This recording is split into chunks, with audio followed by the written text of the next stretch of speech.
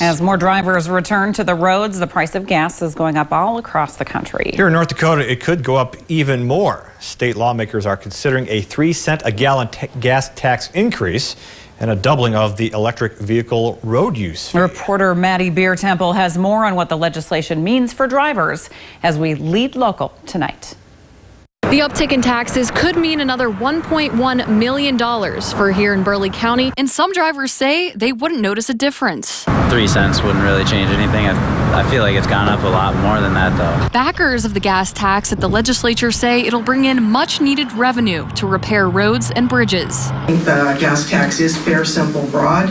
It's transparent, understandable to the public, and at this time, it's the right thing to do. Those opposed say now is not the time, especially when a federal increase could come soon. Representatives of our associations in Washington, D.C. continue to say the Biden administration is contemplating up to a 15-cent a gallon tax increase. Currently, the state's gas tax is 23 cents a gallon and has been since 2005. But with new legislation, it could rise to 26 cents.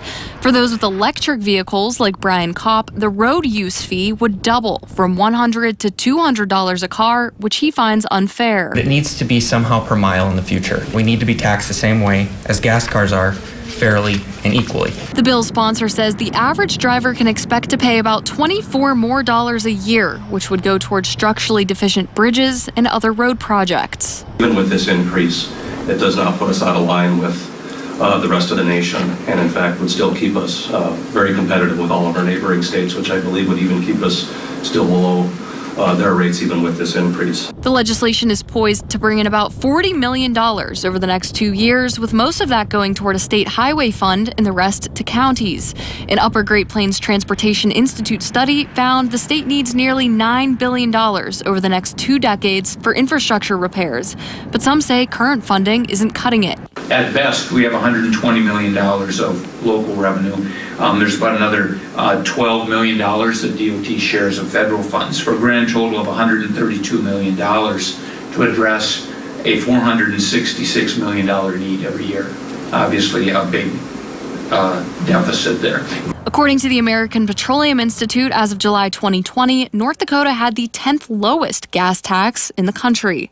Reporting in Bismarck for KX News, Maddie Biertempel. The bill first passed the House last month by a vote of 62 to 32. Now it's being considered by the Senate Finance and Taxation Committee, which did not yet vote on the bill. North Dakota Senate